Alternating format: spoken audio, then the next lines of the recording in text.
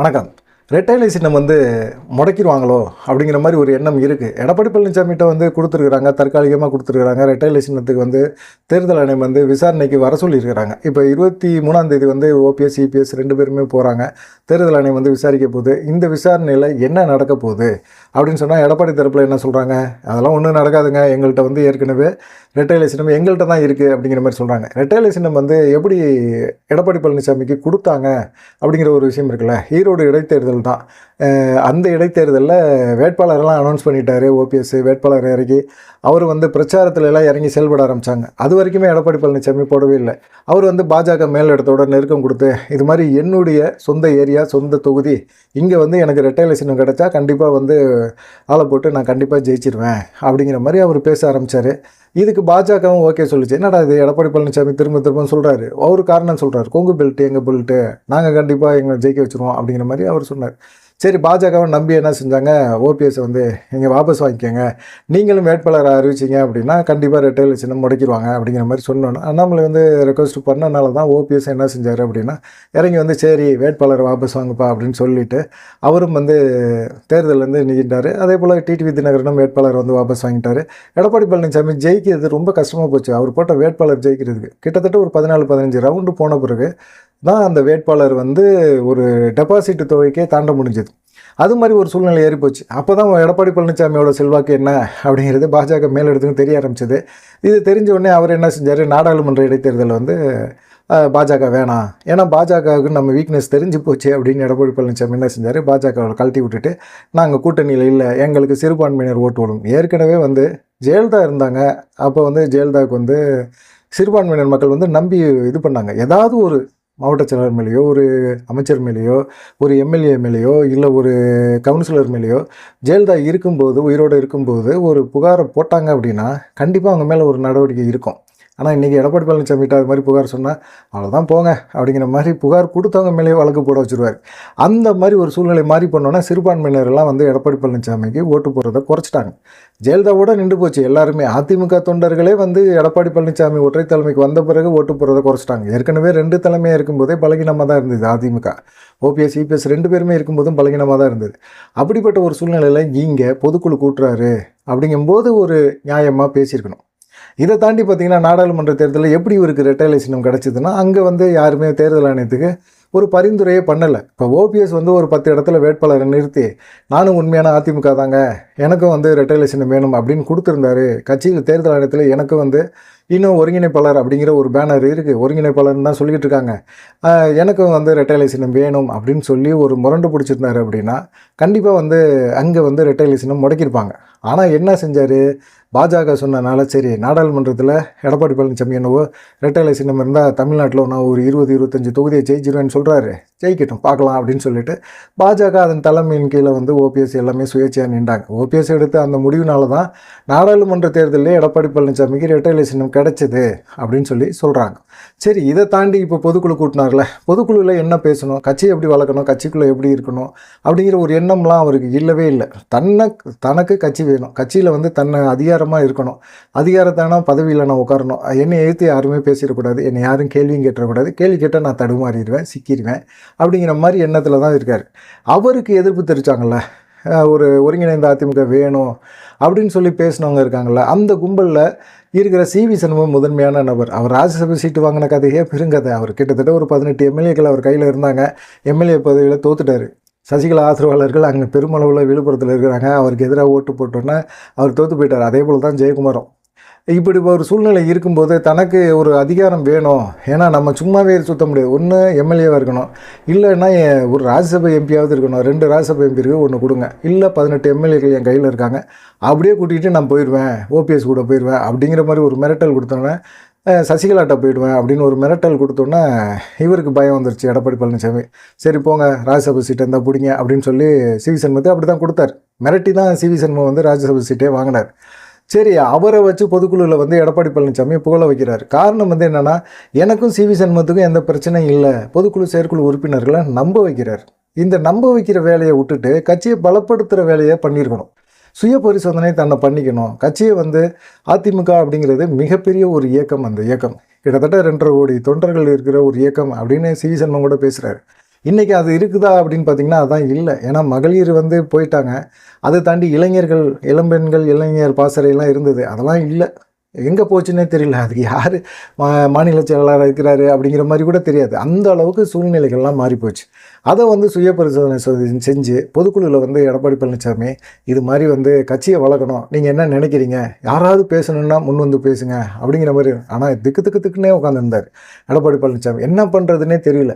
அங்கிட்டு போட்டு பிரியாணியை கிண்டுறானுங்க. பயங்கரமாக கிண்டோன்னா பொதுக்குழு செயற்குழு உறுப்பினருக்கு வந்தோன்னே பிரியாணி வசம்லாம் வருதுன்னொன்னே அவங்க எங்கே பேசுகிறது? விடுங்கடா, நான் போய் பிரியாணியை சாப்பிட்டுட்டு அப்படியே சீக்கிரமாக சாப்பிட்டு சீக்கிரமாக ஊருக்காவது போய் சேர்றோம்டா போங்கடா அப்படிங்கிற மாதிரி எண்ணத்தில் தான் எல்லாருமே இருந்தாங்க. ஆனால் பார்த்திங்கன்னா எஸ்பி வேலுமணி எல்லாருமே ஒருங்கிணைந்த அதிமுக வேணும் அப்படின்னு சொன்னவங்க எல்லாத்தையுமே வச்சு அவர் பேச விட்டு எடப்பாடி பழனிசாமி தான் 2026 முதலமைச்சர் அப்படிங்கிறார். எப்படி முதலமைச்சர் ஆக முடியும்? நிர்வாகிகளை வச்சு மட்டுமே ஒருத்தர் வந்து ஆக முடியுமா? எம்ஜிஆர் காலகட்டத்திலையும் சரி, ஜெயலலிதா காலகட்டத்திலையும் சரி, ஜெயலலிதா காலகட்டத்தில் ஜானகி அணி ஜெயலலிதானியாக பிரிஞ்சு கிடந்த போது கூட சரி, அவங்க வந்து மிகப்பெரிய அளவில் தன்னை எதிர்த்தவங்களை எல்லாத்தையுமே, ஜானகி அணியில் இருந்தவங்க எல்லாத்தையுமே கூட்டிகிட்டு வந்து அவங்களுக்கு முக்கியமான ஒரு பதவியெல்லாம் கொடுத்தாங்க ஜெயலலிதா. ஏன்னா அவங்களுக்கு தெரியும் தன்னை மீறி கட்சி யாருமே முடிவெடுக்க முடியாது, செயல்படவும் முடியாது. ஓபிஎஸ் கூட ஜானகி அணியில் இருந்தவர் தான். அவரெல்லாம் கூப்பிட்டு வச்சு முக்கியமான இது பண்ணி கடைசியில் எனக்கு கிடைச்ச பரதன் விசுவாசி அப்படின்னு ஜெயலலிதாவே புகழ்கிற அளவுக்கு ஓபிஎஸ் இருந்தார். அப்படிப்பட்டவரெல்லாம் கட்சியை விட்டு நிப்பாட்டிட்டு, சசிகலாவை நிப்பாட்டிட்டு, இன்றைக்கி கட்சி வந்து அவங்கவுங்க ஓட்டை பிரிக்கிறாங்க, சதவீதத்தை பிரிச்சுக்கிட்டு இருக்காங்க அப்படிங்கிற மாதிரி ஒரு சூழ்நிலைகள்லாம் மாறிப்போச்சு.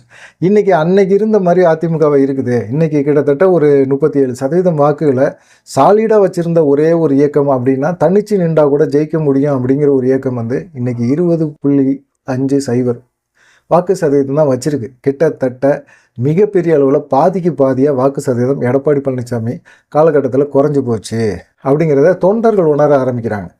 தொண்டர்களோட பலத்தை உருவாக்கணும், தொண்டர்களை வந்து கவனிக்கணும், தொண்டர்களை வந்து உற்சாகப்படுத்தணும். இதுபோல் பொதுக்குழு செயற்குழு உறுப்பினர்கள், நிர்வாகிகள் இவங்களுக்கெல்லாம் பிரியாணியை போட்டு அனுப்புனா அவங்க உற்சாகமாயிடுவாங்களா? களத்தில் இறங்கணும். இப்போ வந்து நிர்வாகிகள் எல்லாமே என்ன நினைக்கிறாங்க அப்படின்னா, வீணாக நம்ம செலவு பண்ணக்கூடாது. இப்போ கேபி முனுசாமி சொல்கிறாருல, மாவட்ட செயலர்கள் காசு கொடுங்க, ஜெயலலிதா சோழ அப்போல்லாம் ஜெயலலிதா உயிரோடு இருக்கும்போதெல்லாம் அவங்கவுங்க சொந்த காசை போட்டுக்கிட்டு அவங்கவுங்க அந்தந்த ஏரியாவில் அவங்க வந்து சோறு விளம்பரம்லாம் பண்ணாங்க.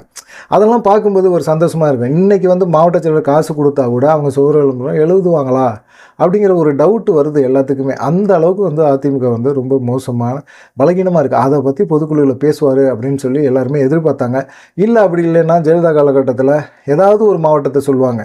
கண்டிப்பாக வந்து காஞ்சிபுரம் மாவட்டம் வாங்க, உங்களுக்கு என்ன பிரச்சனை அதை பற்றி நீங்கள் பேசுங்க அப்படிங்கும்போது கண்டிப்பாக அவங்களுக்கு தெரிஞ்சிருக்கும். உளவுத்துறை வந்து ஒரு ரிப்போர்ட்டை கொடுத்துருப்பாங்க. இது மாதிரி இந்த விஷயங்களில் வந்து இந்த பிரச்சனைகள் கோஷ்டி முதல் இங்கே இருக்குது அப்படின்னு சொல்லும்போது அவங்க கரெக்டாக அதை வச்சு மனசில் வச்சு அவங்க பேசுவாங்க.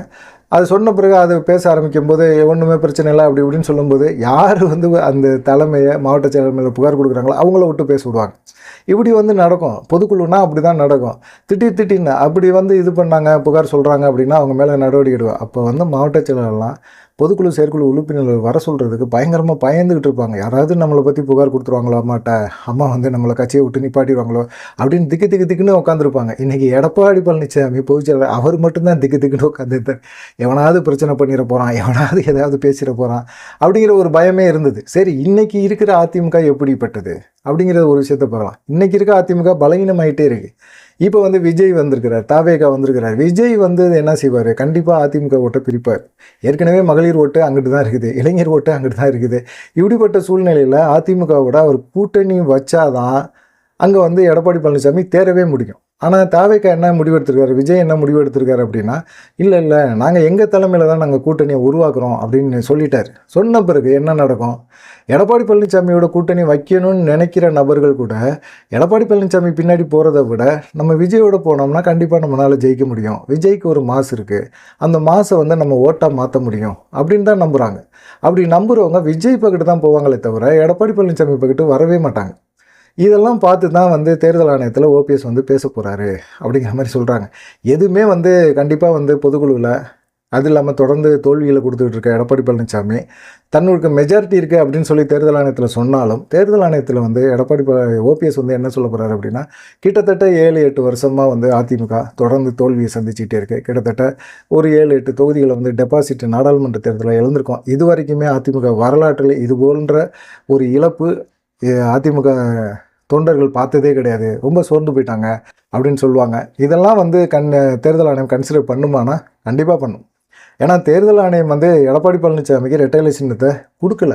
ஆனால் எடப்பாடி பழனிசாமி தரப்பில் இருக்கவங்க எல்லாருமே என்ன சொல்கிறாங்க அப்படின்னா, எடப்பாடி பழனிசாமிக்கு ரெட்டை இலை சின்னம் கிடச்சிருக்கு, ஏன்னா அவர்கிட்ட மெஜாரிட்டி இருக்குது, அது நாடாளுமன்றத்தில் ஏ ஃபார்ம் பி ஃபார்மில் கையெழுத்து போட்டார் அப்படிங்கிற மாதிரிலாம் சொல்லிக்கிட்டே இருக்காங்க. தேர்தல் ஆணையத்தில் கூப்பிட்டு விசாரிக்கிறாங்க அப்படின்னா ரெட்டை இலை சின்னம் தேர்தல் ஆணையம் யாருக்கும் ஒதுக்கலை அப்படின்னு தான் அர்த்தம்.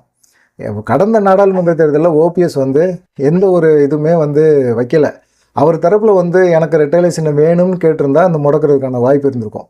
ஆனால் அதை வைக்கலைங்கிறனால தான் எடப்பாடி பழனிசாமிக்கு ரெட்டை இலை சின்னம் போச்சு அப்படிங்கிற மாதிரி சொல்கிறாங்க.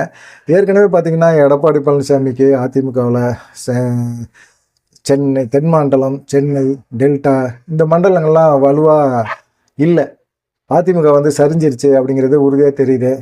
இளைஞர் பட்டாளம் இல்லை, எல்லாருமே வயசான கும்பல் தான் இருக்கிறாங்க. அவங்களும் அதிமுகவுக்கு ஓட்டு போடுவாங்களா அப்படிங்கிறது மிகப்பெரிய ஒரு டவுட் இருக்குது.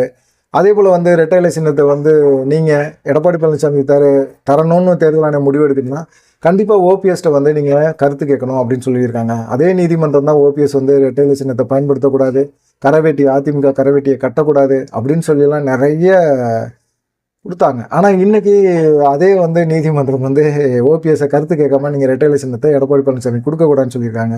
கேசி பழனிசாமிகிட்டையும் கருத்து கேட்குறாங்க, பெங்களூர் புகழேந்திட்டையும் கேட்க போகிறாங்க. இப்படி ஏகப்பட்ட பேர்கிட்ட வந்து கருத்து கேட்கும்போது கண்டிப்பாக ரெட்டை இலை சின்னம் வந்து எடப்பாடி கிடைக்கிறதுக்கு வாய்ப்பு ரொம்ப குறைவு. ஒருவேளை எடப்பாடி பழனிசாமி கிடைக்காம ரெட்டை இலை சின்னம் முடக்கிறதுக்கு வாய்ப்பு இருக்குது. அப்படி முடங்குச்சு அப்படின்னா ஒருங்கிணைந்த அதிமுகவை நோக்கி தான் எடப்பாடி பழனிசாமி நவுந்தாகணும்.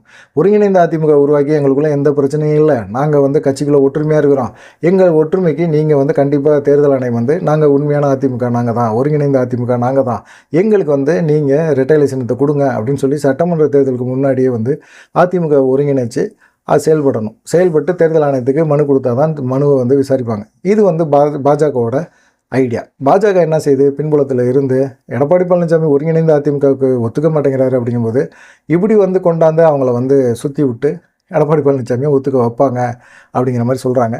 நீங்கள் என்ன நினைக்கிறீங்க? ரெட்டை இலை சின்னம் எடப்பாடி பழனிசாமிக்கு போகுமா போகாதா?